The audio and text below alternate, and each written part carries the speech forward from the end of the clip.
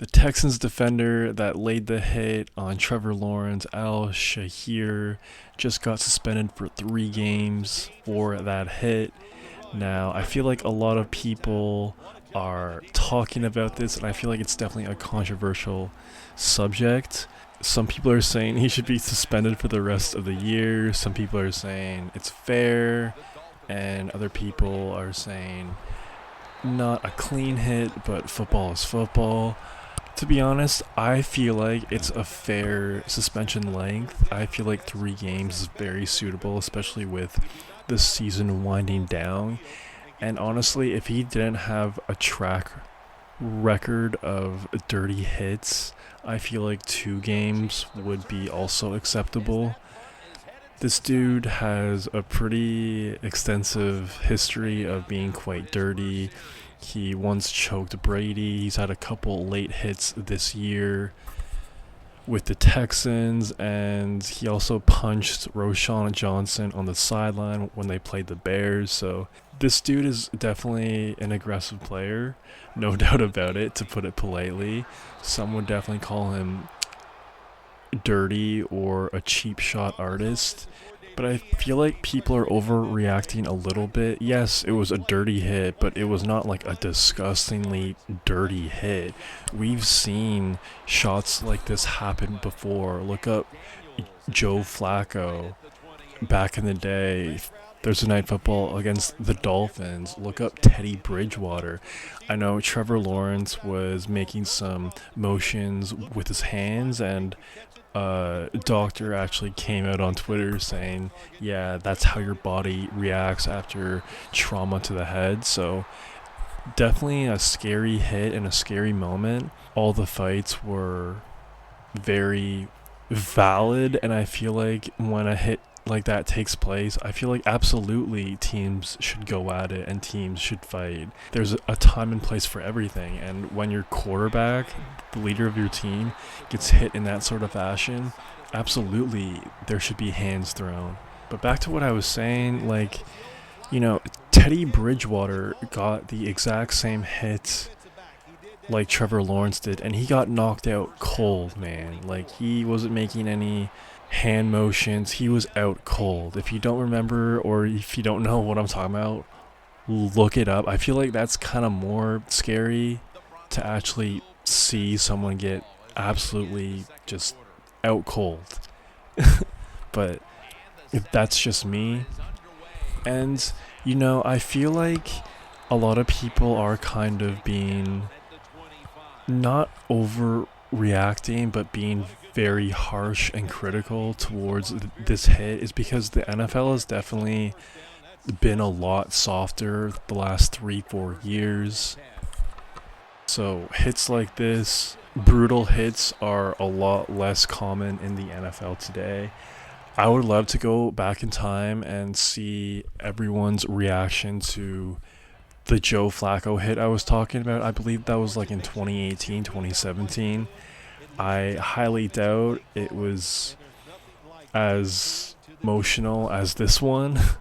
And, I kind of accept it.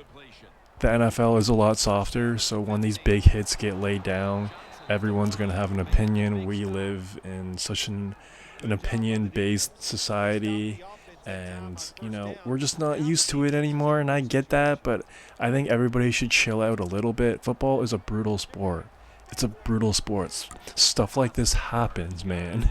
It's a very violent game. And honestly, if this dude had no track record of dirty hits, I would honestly only give him a 1-game suspension, because I don't think the slide was late, but quarterbacks tend to slide pretty late. And as a defender, like, you're trying to win the game. You're trying to hit the quarterback. That's your job. You're trying to make a play for your team. So when these quarterbacks are sliding late, I don't blame them for having some contact on the quarterback. I'm not saying Trevor Lawrence had a late slide there, but I feel like this is kind of a message to all quarterbacks to no longer have late slides. And I would be really curious to see the reaction if Pat Mahomes took that hit.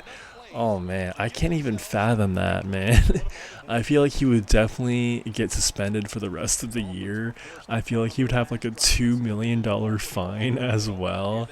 And I don't know how the fan bases would react. I feel like they would be split as well, but man, that would just be crazy. But yeah, man, you let me know if the 3 game suspension is fair or not fair. I don't know. I just feel like we're overreacting a little bit. Yeah, it was dirty, but bro, like CTE, concussions, it happens every single game, whether or not it gets reported. If you get hit in the head, you're probably gonna have CTE, you're probably gonna have concussions. And in every single play, someone is getting hit in the head, whether or not you see it. So I just feel like people are overreacting a little bit. Football is a lot like boxing. Guess what? In boxing, people get hit in the back of the head. People catch elbows. It's the same thing for football, man. It's the same thing. Yeah, you tackle, but sometimes you get hit in the head. Sometimes your knees get blown out. It is what it is. It's a full contact sport. It's a violent sport. Yes, it was a dirty hit, but it wasn't the most outrageous hit ever. I just feel like people are up in their panties a little bit too much, but that's just me. If you disagree with me, I completely understand. I just I don't know. I just completely understand if you disagree with me, especially if you're a Jags fan or if you just don't like seeing big hits or if that sort of makes you uncomfortable, you know. I totally get it.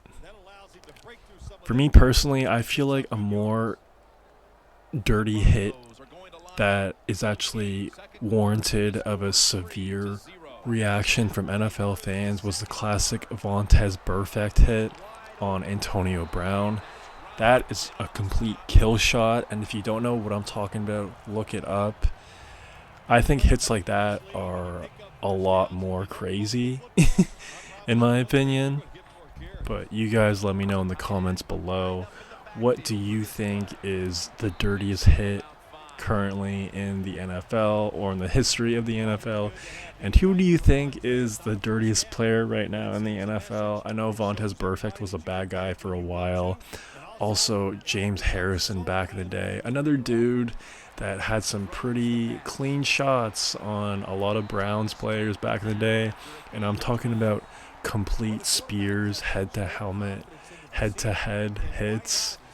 I feel like those hits are a lot more. And like I know like this guy went forearm into Trevor Lawrence, but if he would have went complete helmet to helmet, like diving head on into him, okay, fine. That's a terrible hit.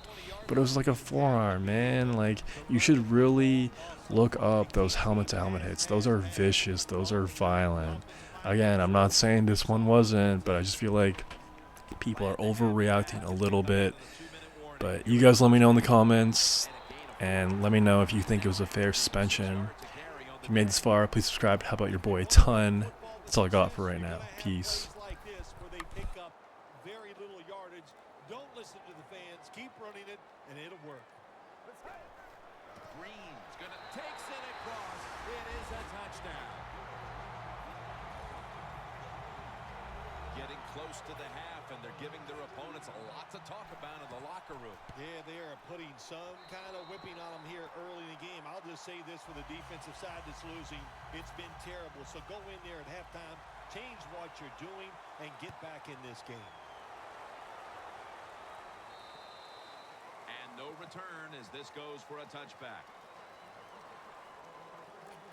The Dolphins offense failed to muster a single first down the last time they had it. Let's see if their offense this time can create a few sparks. Well, the coaches were upset at them when they went to the sideline. So the sense of urgency is there. You should be fired up, and I expect a better crowd this time.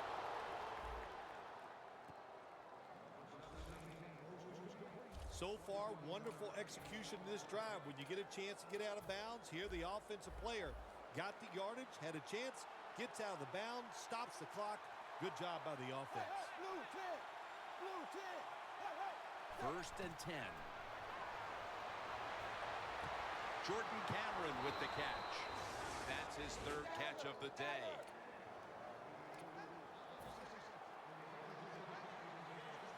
Good job of hurrying up and getting on that football and trying to get the play off.